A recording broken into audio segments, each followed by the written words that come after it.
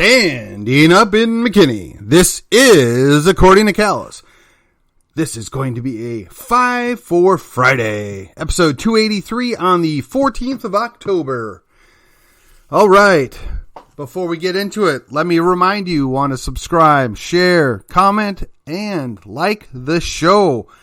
Get the word out. We are on the cusp of hitting 30K before the week is over, and here we roll. Number 1, Alex Jones. Yes. In case you haven't seen it, the guy is going to be fined, for lack of a better word, nearly $1 billion for words. For words. Many of which are utter garbage, and he wasn't even allowed to defend himself because of some hack judge down in Austin. But nevertheless, you don't like Alex. I get it. I never liked Alex. I didn't listen to his show. Just not my cup of tea. Don't know the man. Don't care. Whatever. But a guy that runs a talk show, no matter if he's a conspiracy nutjob or a clairvoyant master of the obvious, I don't know and I don't care. But no way, no how should he be found guilty in owing nearly $1 billion. Now, we know that's not really going to happen. We know that's, all part of the game. As Doug Hagman says, the process is the punishment. Do you really think that these multi-million dollar, $100 million, $1 billion judgments actually ever occur and come to fruition? The answer is almost no. They never do. And why is that? Because they're just seeking to destroy you or take you down a peg. Don't believe me? Look at all the crime and the criminals that are playing in front of your eyes that never ever get prosecuted, never ever have to be held accountable for the things they've done. Yet, Joe Biden can demonize 50% of the country, and he still gets to pretend to be the president. Alex Jones expresses doubt about people dying, and he needs to pay out $1 billion.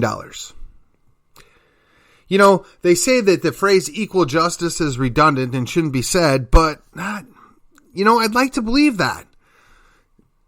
But that we don't really have justice, equal or otherwise, in this country, and shamefully, the BLM folks have ruined that forever.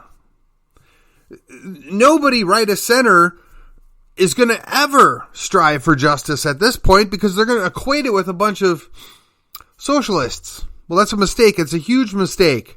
Moderation in the pursuit of justice is no virtue. Go look that up. All right, number 2. Abortion protests and the equivalent punishment. This, again, directly ties into what's going on with Alex Jones. There was basically an FBI team sent to arrest a man who videotaped a protest and allegedly violated some kind of federal law. But they deemed him a terrorist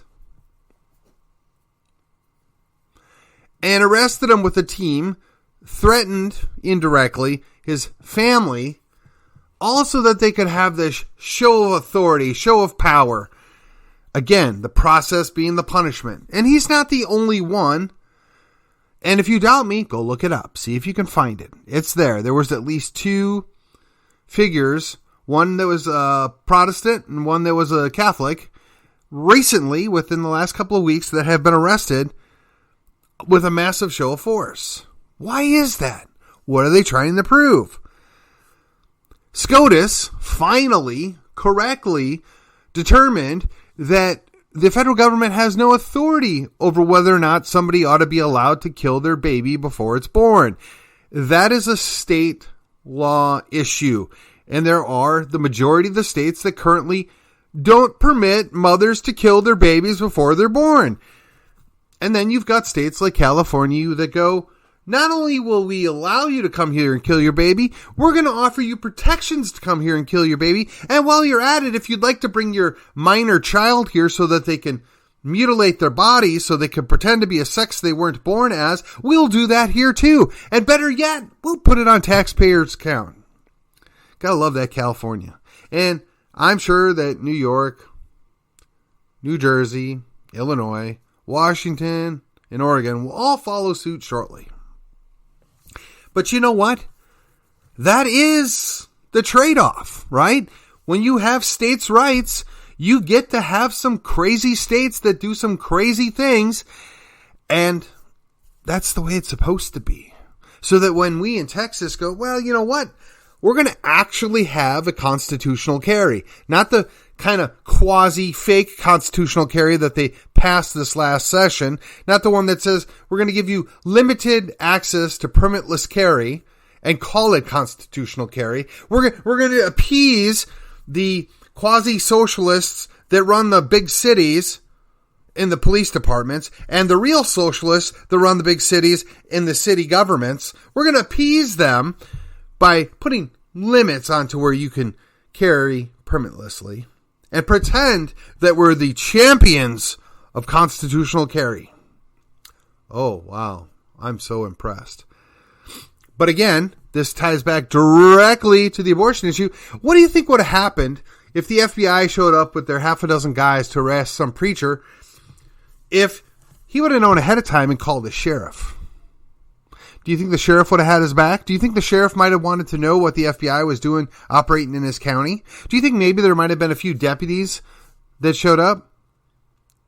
Now, I don't know what would happen in Collin County, but I can assure you in Dallas County, Bexar County, Travis County, and Harris County, not a darn thing would have happened. In fact, the sheriff probably would have led them away.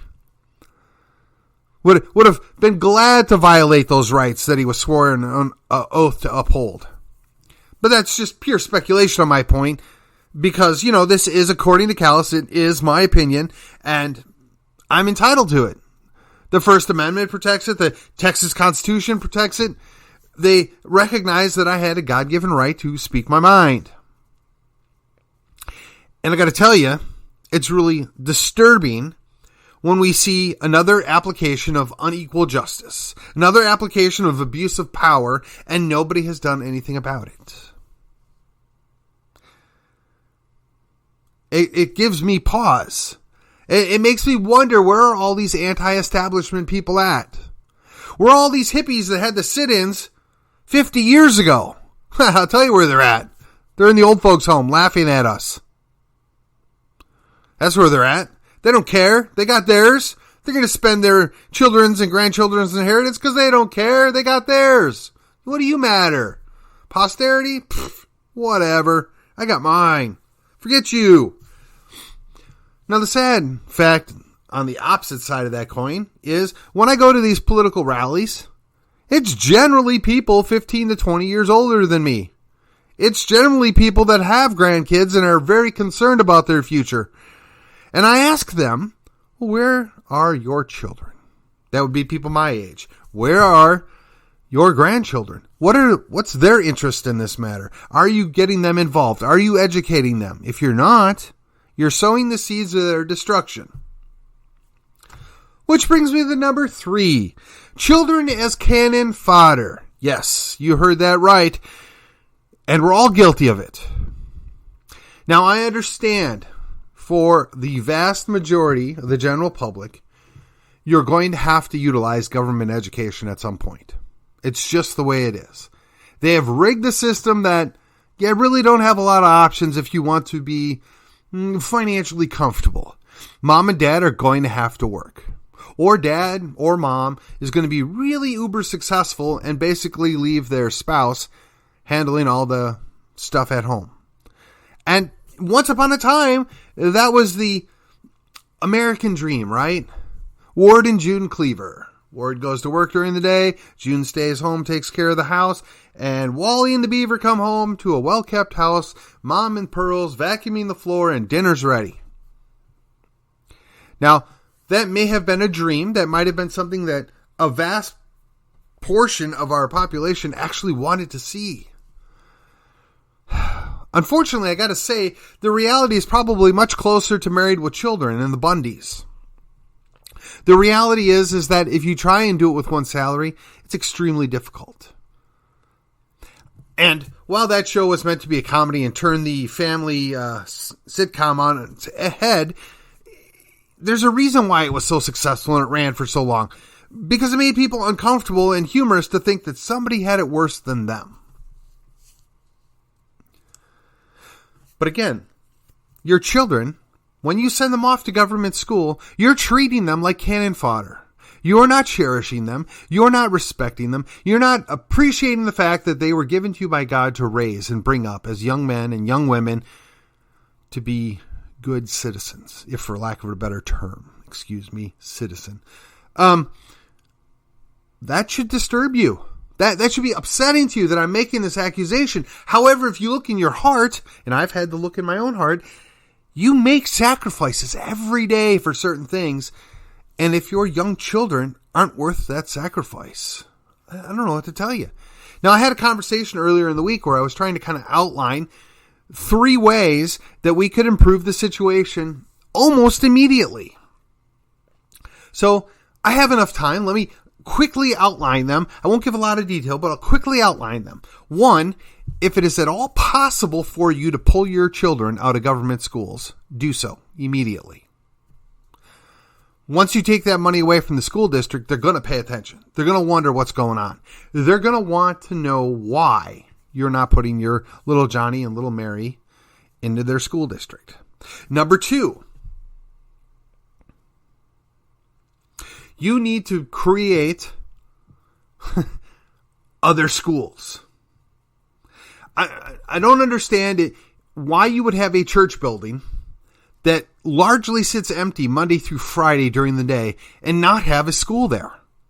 It would seem to me it would be in every church's best interests to have a school. Now, I know there's a lot of people that aren't churchy. They're not Christians. They don't necessarily want to put those kids in those schools. That's fine.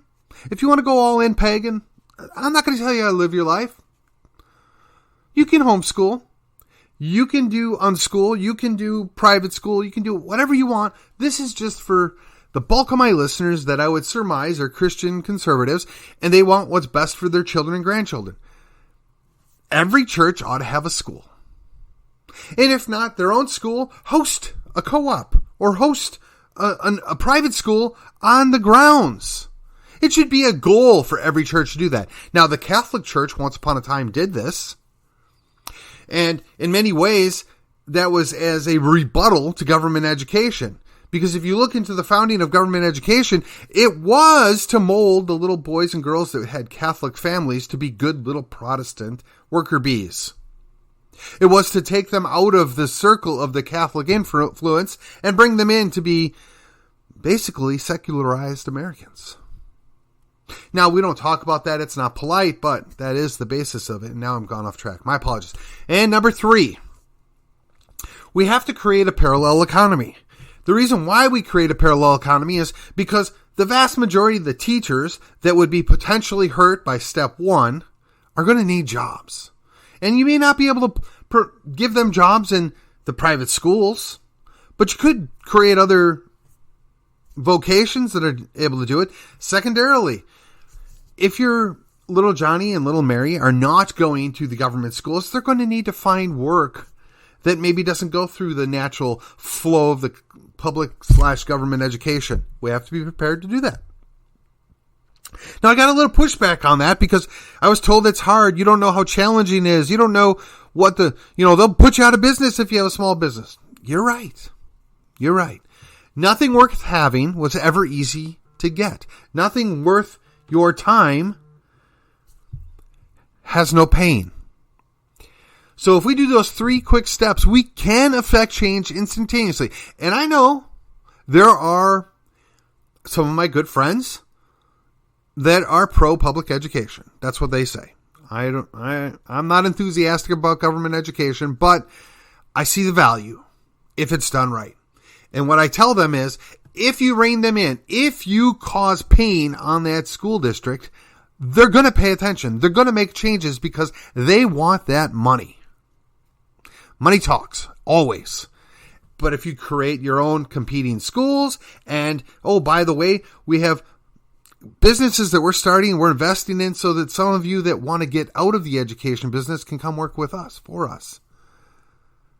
I mean, it's not that hard, but if you're semi-retired and you've got that $500,000 or $750,000 sitting in the bank or in other investments, wouldn't it make sense to invest it in a little local business? Wouldn't it make sense to, I don't know, build something up for your posterity? I mean, sure, you can blow it all on, trips and RVs and whatever else, and that's your right. You earn that money. Absolutely. It's yours to do with it what you want. But I would ask you to consider, if you have grandchildren, what are they worth to you? All right, I've spent more time on that than I originally planned. But that goes directly with the idea that children are treated like cannon fodder. We need to protect them. All right, number 4, teachers as pawns. Okay. Anytime you criticize the school district or government schools, you're immediately accused of hating teachers, not respecting teachers, whatever. Nobody's ever said that.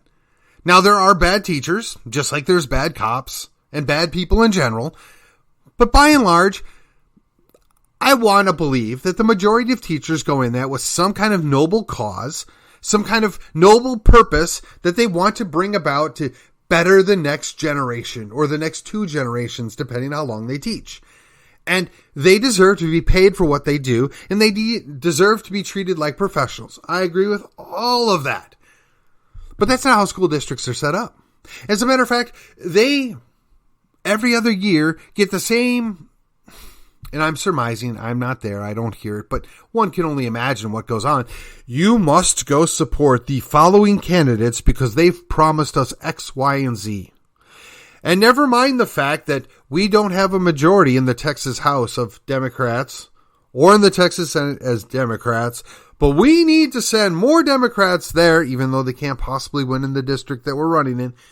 And we need to disavow and, quite frankly, treat poorly all of the Republican representatives that are actually here and actually have a vested interest in keeping teachers happy. Why? Because you guys are pawns and they know it. They treat you like garbage because they know you're going to follow suit. You're going to obey your master. And I don't know if it's the school district, your superintendent, or your association/union boss that gets the vast majority of you to march in lockstep, and you actually think somebody like Beto is going to help you out, is going to care one whit for you and your friends. I'm here to tell you, it ain't going to happen. Now, you can hate on Republicans and conservatives. I get it. Some of us are tough to deal with from time to time. Some of us have opinions or positions that you're uncomfortable with. But I'm here to tell you, I live in Collin County, and we're one of the more wealthy counties in this state. And there is nobody in this county that I'm aware of that works in the school district that doesn't get paid a good salary for what they do. I ask you, if you went to college and you have zero experience whatsoever, and you're going to go get a job that you essentially work 9 months out of the year, and you're getting paid $50,000 a year or more with zero experience, how are you getting underpaid? I don't understand it. But you've been sold that time and time again. You've been told because you can't afford to live in one of the most expensive districts in the state that somehow you're underpaid. I'm sorry. That's not really the way it works. There's a whole lot of people that can't afford to live in many areas because the job or career path they've taken doesn't pay them enough money to do that. I'd love to work in Highland Park because then I could complain about how I can't afford to live in Highland Park. You see how that works? The reality is there are some teachers that are underpaid.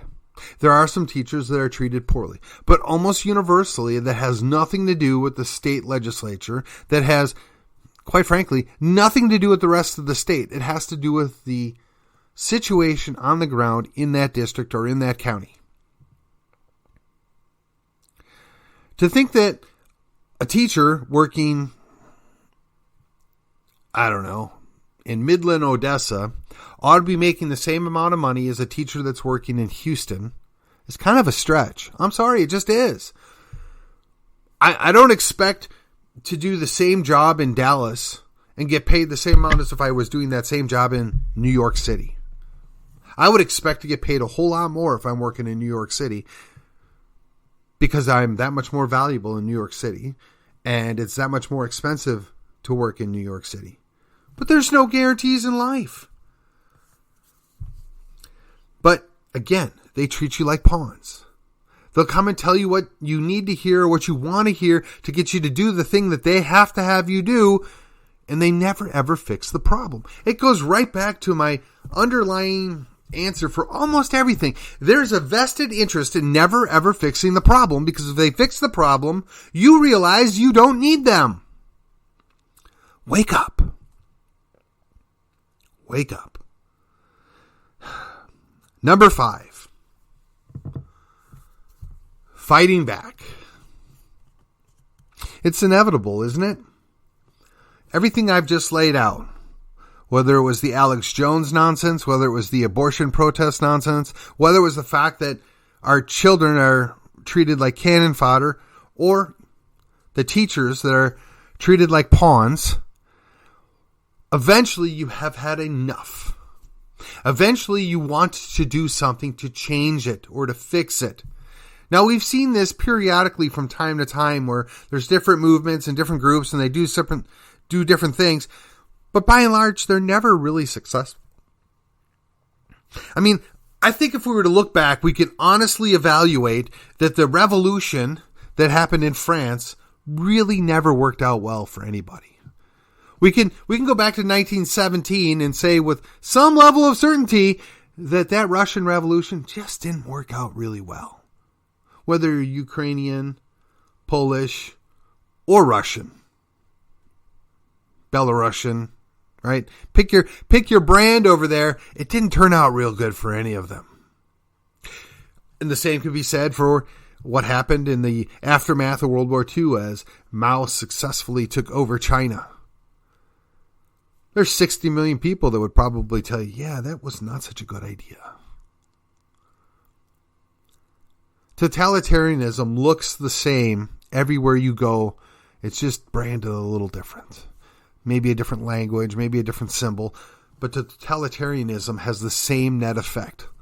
A lot of pain, a lot of suffering, and a lot of death. The Who sing about, meet the new boss, same as the old boss. They say, but they won't get fooled again. But the reality is, the same people keep calling for the same change, never realizing that they're going to get the same result.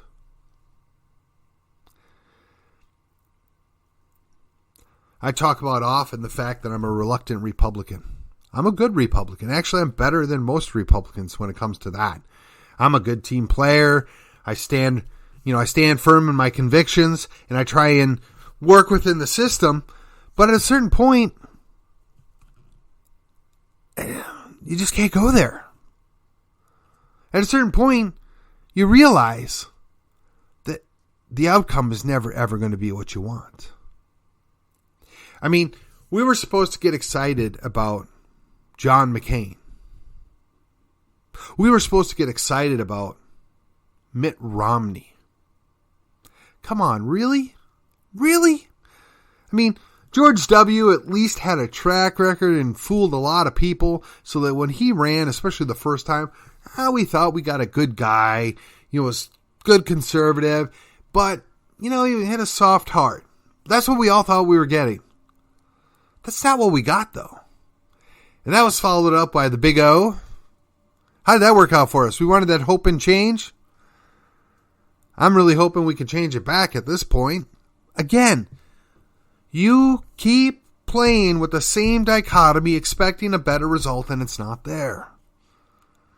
I talked about on Thursday just having some different options, just having different choices to be made, making the most of the opportunities that you have right in front of you. This is where localism comes into play. This is where getting involved out your back door comes to play. This is where having some influence in your community matters. This is where the churches, if they were to ever grow their spines again, if they were ever to have leadership that did something other than, say, sing louder, we might actually get something done. Oh, the leftist churches are good about it. The progressive churches are embracing all the changes and doing their best to jam them down in their normalcy. Meanwhile, the rest of us in regular churches, not even the mainline establishment churches that are already co-opted, but just normal Bible churches, we're wondering, where's our leadership? Where's the desire to stand for Christ? Where's the desire to push back about this encroaching evil upon us? Why aren't we protecting our children? Well, we don't need to worry about those things. The Lord will handle it in His own time. Yeah. Sing louder. If you're going to fight back, you have to do it peacefully. You have to do it productively. And quite frankly, you got to be a little preemptive on a couple of things. You got to be paying attention to the events that are currently now and predicting what's going to happen in the future so that we're there to stop it, to push it back. We cannot continually to perpetuate the retreat that conservatives are known for, which is why I really have a hard time ever considering myself a conservative. I'm a liberty advocate, and sometimes that means I advocate for people to have the ability to do stuff that I don't even agree with, because I find a value in protecting liberty that exceeds my personal preference. I find a value in protecting people's right to be stupid that supersedes my desire that people aren't stupid. You can't educate a populace if you can't set an example. And the only way you can set an example is by doing the right thing when you can do the wrong thing. Let me ask you a question. And this is about as Ron Paulian as I can put it. If they were to legalize all drugs tomorrow, how many of you would run out and start shooting up heroin? Maybe snorting some coke, mainline some meth, start popping some fentanyl pills. I mean, how many of you would do it? I'm going to guess nobody. Nobody would do it by choice. Not listening to me, at least. But are we really, really making people's lives better and helping people by tossing them in jail, putting them in prison, giving them a felony, and basically preventing them from ever being able to take care of themselves in the future? I think the answer is self-evident. But I think you really need to search your heart and decide what's more important. Do you want to stand for liberty? Do you want to push back and protect people's rights? Or do you just want to go along to get along? Well, that's my Friday 5. May you kick off your weekend and enjoy it. Make the most of it. Myself, I'm going to a homecoming game. And I'm going to have lots of fun, and I suggest you do the same because guess what? On Monday, we pick up right where we left off. And until then, I'll see you on the other side.